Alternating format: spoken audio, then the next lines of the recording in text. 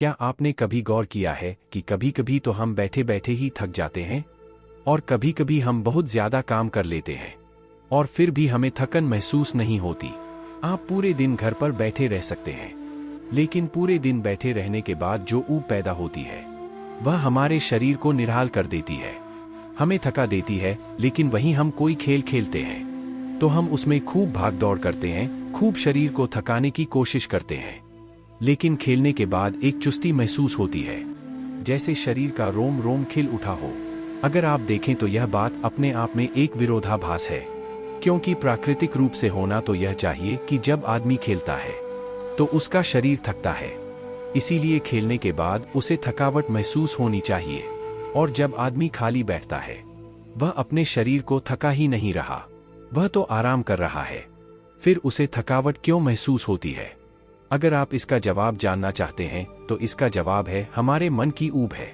जहां तक शरीर की बात है, शरीर को थकने से मन नहीं थकता, और अगर आपका मन थक जाता है तो आपका शरीर साथ नहीं देता। ऐसा ही होता है खाली बैठने में, और मन की इस ऊब को हम तनाव कहते हैं।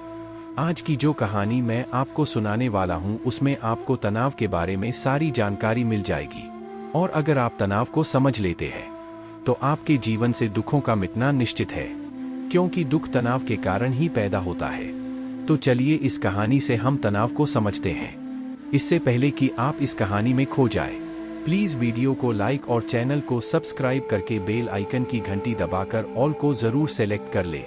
दोस्तों, यह आपसे रिक्वेस्ट है। मन का मंत्र कैसे काम करता है, चलिए कहानी शुरू करते हैं। ये उस समय की बात है जब गौतम बुद्ध एक गांव में अपना समय व्यतीत कर रहे थे। उस समय तक बुद्ध की चर्चाएं दूर दूर तक फैल चुकी थी। काफी दूर दूर से लोग अपनी चिंता और दुखों के बारे में गौतम बुद्ध के पास समाधान खोजने के लिए आते थे। ऐसे ही एक दिन जब गौतम बुद्ध आश्रम में अपने शिष्यों को उपदेश दे रहे थे तो एक अधेड़ उम्र का आदमी अपने 12-13 साल के लड़के को साथ लेकर गौतम बुद्ध की तरफ चला आ रहा था। गौतम बुद्ध ने एक नज़र उस पर डाली और उपदेश में बैठने के लिए कहा। जब उपदेश खत्म हुआ तो गौतम बुद्ध ने उस आदमी को अपने पास बुलाया और अपने पास बैठने का इशारा किया। जंगल में हरियाली छाई हुई थी और बहुत ही सुहाना मौसम था। जंगल में तरह तरह के पक्षियों की आवाज वहां पर गूंज रही थी। इसके बाद गौतम बुद्ध ने उस आदमी से आने का कारण पूछा। इस पर वह आदमी कहता है कि हे तथागत, मैं 2 दिन की यात्रा करके अपने बेटे को आपसे मिलवाने लाया हूँ। यह मेरा इकलौता पुत्र है। यह हमेशा थका थका रहता है, ऐसा लगता है कि इसके शरीर में कोई जान ही नहीं है। अगर हम इससे कुछ कहते हैं तो यह छोटी छोटी बातों पर गुस्सा करता है, और इसकी देखने की क्षमता भी उम्र से पहले ही कमजोर हो गई है, और इसके बाल भी पकने लगे हैं। मुझे तो कुछ समझ नहीं आता कि यह सब क्या हो रहा है। भला इतनी कम उम्र में इतनी ज्यादा उम्र का लगता है। हे बुद्ध, मैं अपने बेटे को लेकर बहुत चिंतित हूँ। जब मैं अपने बेटे को डॉक्टर के पास लेकर गया तो उन्होंने कुछ औषधियां देकर कहा कि अपने बेटे को तनाव कम लेने दिया करो। वह अपने दिमाग में बहुत तनाव लेता है और इसी वजह से उसकी ऐसी हालत हो रखी है। लेकिन उनके लाख बताने पर भी मुझे तनाव का मतलब समझ में नहीं आया। मुझे पता ही नहीं कि तनाव होता क्या है और उसे कैसे उसके दिमाग से निकाला जाए। उसके लिए पहले तो मुझे यह समझना होगा कि तनाव होता क्या है, और इसीलिए बुद्ध, मैं आपके पास आया हूँ। कृपया करके मेरी समस्या का समाधान कर दीजिए। यह सुनकर गौतम बुद्ध उस लड़के को बड़ी गौर से देखते हैं, उसकी आंखों में देखते हैं, उसके चेहरे पर देखते हैं, और फिर उसके हाथ की नब्ज भी देखते हैं। यह सारी विधियां करने के बाद गौतम बुद्ध उस आदमी से कहते हैं कि तनाव लेना तो कोई नहीं चाहता, लेकिन फिर भी तनाव लोगों को दीमक की तरह पकड़ लेता है, और इंसान को यह पता ही नहीं चलता कि वह तनाव में जी रहा है। लेकिन अगर वही इंसान तनाव को समझ लेता है, तनाव के बारे में कोई ऐसा पैमाना बना लेता है कि उसे पता चल सके कि वह कितना तनाव में है, तो वह समस्या का समाधान भी खोज सकता है। मुख्य रूप से तनाव के 8 कारण होते हैं। इसके बाद गौतम बुद्ध कहते हैं कि सबसे पहले तो हमें समझना यह होगा कि तनाव होता क्या है। जब कोई इंसान कोई काम कर रहा होता है और उसका मन कहीं दूर भटक रहा होता है, काल्पनिक में होता है, तो उससे शरीर और मन के बीच में दूरी पैदा हो जाती है, और जितनी दूरी शरीर और मन के बीच में होगी, हम उतने ही निद्रा की अवस्था में होंगे, और इसी दूरी को, इसी खिंचाव को तनाव कहा जाता है। कोई आदमी खेलने के बाद फुर्ती महसूस क्यों करता है? हालांकि उसने अपने शरीर को थकाया है। लेकिन समझने की बात तो यह होती है कि खेलते वक्त मन और शरीर पूरा उस खेल पर केंद्रित होता है, जिससे शरीर और मन में दूरी पैदा नहीं होती और इसीलिए कोई तनाव पैदा नहीं होता, बल्कि हमारा तनाव दूर हो जाता है। और वही जब हम कोई बेमन का काम करते हैं जिसमें हमारा मन लगता ही नहीं, तो हम शारीरिक रूप से वह काम तो करते हैं, लेकिन हमारा मन कहीं दूर काल्पनिक में भटक रहा होता है।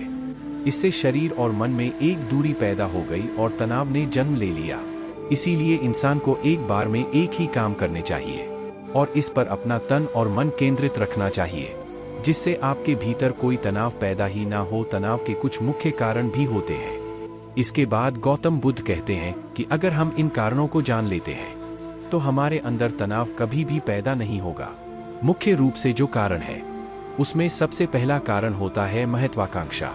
महत्वाकांक्षा होना अच्छी बात है, लेकिन कभी आपने गौर किया है कि इंसान के लक्ष्य कभी पूरे नहीं होते, क्योंकि इंसान का कभी कोई एक लक्ष्य होता ही नहीं। जब इंसान एक लक्ष्य को प्राप्त कर लेता है तो दूसरा लक्ष्य स्थापित हो जाता है और इसी तरह वह अपने लक्ष्य को पाने के लिए गोल गोल घूमता रहता है। इसीलिए जो इंसान ज्यादा महत्वाकांक्षा होता है, जिसे बड़े बड़े लक्ष्य प्राप्त करने होते हैं, वह वर्तमान में कभी नहीं जी पाते। उसका मन हमेशा भविष्य की योजनाएं बनाता रहता है और बस उसका शरीर वर्तमान में होगा, उसका मन भविष्य में होगा, और इन दोनों की दूरी की वजह से उस आदमी में तनाव पैदा हो जाएगा। इस पर वो आदमी कहता है कि हे बुद्ध, तो क्या आदमी को अपना लक्ष्य नहीं बनाना चाहिए, क्योंकि लक्ष्य बनाना भी तो एक महत्वाकांक्षा होती है। इस पर गौतम बुद्ध कहते हैं कि जीवन में कोई लक्ष्य बनाना गलत बात नहीं है। समस्या पैदा तब होती है जब हम सारा ध्यान उस लक्ष्य पर ही लगा देते हैं। आदमी को वर्तमान में जीना आना चाहिए। आप लक्ष्य बनाए, उनके प्रति निरंतर मेहनत भी करें, लेकिन इसके साथ साथ आपके दिमाग में यह ख्याल भी होना चाहिए कि आप अभी वर्तमान में जी रहे हैं। इसके बाद गौतम बुद्ध ने तनाव का दूसरा कारण बताया, वो है जलन। गौतम बुद्ध ने बताया कि जब आदमी किसी की तरक्की या किसी से जलने लगता है तो भी उसका मन सड़ने लगता है। जलन अंदरूनी घाव देता है। अंदरूनी घाव का मतलब है मन का घाव। शरीर का घाव तो भर भी जाता है, लेकिन मन का घाव कभी नहीं भरता। इसलिए इंसान को दूसरे की तरक्की से कभी जलना नहीं चाहिए। तनाव का तीसरा कारण होता है, एक बाप होने के नाते वह अपने बेटे से बहुत सारी अपेक्षाएं रखता है कि मेरा बेटा एक कामयाब इंसान बने, वह जिस तरह मैं चाहता हूं उसी तरह का जीवन जिए। और जब आदमी किसी से अपेक्षा करने लगता है तो कहीं ना कहीं वह अनजाने में खुद के लिए तनाव पैदा कर रहा होता है। जरा सोचिए कि वही बेटा अगर अपने बाप के हिसाब से नहीं चलेगा, वह नहीं बन पाएगा जो उसका बाप चाहता है, तो फिर उसके पिता के मन को तनाव पकड़ लेगा। इसलिए किसी से भी अपेक्षा नहीं करनी चाहिए, ना ही दूसरे से और ना ही खुद से। इसके बाद तनाव का अगला मुख्य कारण बताते हुए गौतम बुद्ध ने कहा कि मन का काम करने से भी तनाव पैदा होता है। जिस काम में हमारा मन नहीं लगता, जिसमें हमारी रुचि नहीं होती, तो उस काम में हम अपना मन नहीं लगा पाएंगे। हमारा मन कल्पनाओं की उड़ान भरेगा और हमारा शरीर वहीं बैठा रहेगा। इसीलिए दोनों में दूरी पैदा होने की वजह से यह भी तनाव का कारण बन जाता है। इसीलिए आदमी को सिर्फ रुचि के हिसाब से ही काम करने चाहिए। इसके बाद गौतम ने कहा कि शारीरिक दुख भी तनाव का कारण होता है। जब आदमी को कोई शारीरिक कष्ट होता है तो आदमी का मन इस बीमारी के बारे में सोचता रहता है, जिससे उसके मन में दुख के विचार बनते हैं और वहीं पर तनाव पैदा हो जाता है। यह सुनकर उस आदमी ने कहा कि हे बुद्ध, शारीरिक दुख तो किसी को भी आ सकता है, तो क्या वह आदमी हमेशा तनाव में ही जिएगा? इसका जवाब देते हुए गौतम बुद्ध कहते हैं कि यह बात ख्याल करने की होती है कि हमारा जीवन दुखों का आधार है। जैसे जैसे हमारी उम्र बढ़ती है वैसे वैसे बीमारियां आती हैं, दुख आते हैं और एक दिन मौत भी आ जाती है। तो बीमारियां जीवन का अभिन्न हिस्सा है। किसी को वह समय से पहले आती है तो किसी को बाद में आती है। और जब इंसान का मन इसके बारे में समझने लगेगा तो अपनी बीमारी के बारे में सोचकर ज्यादा तनाव नहीं लेगा, क्योंकि वह जीवन का एक अभिन्न हिस्सा है। और इसके लिए आदमी को शारीरिक रूप से भी अभ्यास करते रहना चाहिए, ताकि उसका शरीर लंबे समय तक स्वस्थ बना रहे। और यह भी जान लो, तनाव का एक मुख्य कारण होता है अपनी योजनाओं को समझने के लिए वक्त ना देना। कुछ इंसानों के मन में कोई ख्याल पनपता है और वह उस पर बिना सोचे समझे काम करना शुरू कर देता है। और जब उस काम में उन्हें कामयाबी नहीं मिलेगी तो वह तनाव से भर जाते हैं, क्योंकि उन्होंने वह काम शुरू करने से पहले उसके बारे में कोई जानकारी नहीं ली। आदमी को कोई भी योजना बनाते वक्त उसके बुरे परिणाम के बारे में सबसे पहले सोचना चाहिए। हमें यह सोचना चाहिए कि अगर यह योजना कामयाब नहीं हुई तो फिर मैं क्या करूंगा, और इसीलिए अपनी योजनाओं को समझने के लिए पूरा वक्त देना चाहिए, ताकि कि भविष्य में उस काम के प्रति कोई तनाव पैदा ही ना हो। और सबसे आखिरी कारण जो तनाव का होता है वह होता है ज्यादा सोचना। लगातार सोचते रहना भी एक बीमारी होती है, और इसको दूर करने के लिए आदमी को ध्यान करना चाहिए। यह सुनकर उस आदमी ने हाथ जोड़ते हुए गौतम बुद्ध से पूछा कि हे बुद्ध, मेरा बेटा तो अभी मात्र 13 साल का है और उसमें इतनी समझ भी नहीं है कि वह इतनी सारी बातों का एक साथ अनुसार कर सके। कृपया करके तनाव मुक्त करने का कोई आसान सा मंत्र बता दे, जिससे मेरा बेटा उस मंत्र का अनुसार भी कर सके और तनाव मुक्त भी रह सके। यह सुनने के बाद गौतम बुद्ध ने कुछ सोचते हुए जवाब दिया कि इसके लिए एक छोटी सी विधि है। अगर तुम इतनी बातों का पालन पूर्ण नहीं कर सकते तो तुम एक बार में एक काम करने पर ही मन लगाओ। जो भी काम तुम कर रहे हो बस एक काम एक बार में करो और उस काम को पूरा ध्यान लगाकर करो। अगर तुम्हारा ध्यान इधर उधर भटकता है तो वापस से अपना ध्यान उस काम पर लगा दो। यह सबसे आसान और सबसे अच्छा तरीका है तनाव मुक्त रहने का। अगर तुम खाना खा रहे हो तो खाना खाने पर ही ध्यान केंद्रित कर दो। अगर तुम चल रहे हो तो चलने पर ही ध्यान केंद्रित कर दो।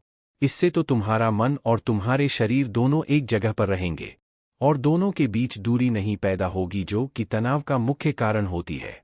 दोस्तों, आज की युवा पीढ़ी एक बार में 2-2, 3-3 काम एक साथ करती है। जैसे कि कोई आदमी खाना खाते वक्त टेलीविजन भी देखता रहता है, फोन पर बात भी करता रहता है और फिर बाद में कहता है कि मैं तनाव में जी रहा हूं। जब 3-3 काम एक साथ करेगा आदमी तो तनाव पैदा होना तो लाजमी है, क्योंकि मन तो पूरा ध्यान लगाकर एक बार में एक ही काम कर सकता है। पूरी तरीके से ध्यान दो चीज पर कभी नहीं लगा सकता। इसीलिए जहां तक संभव हो सके कोशिश कीजिए कि आप अपना ध्यान एक ही काम पर लगाएं। तो दोस्तों, कैसी लगी ये आपको कहानी कमेंट करके जरूर बताएं।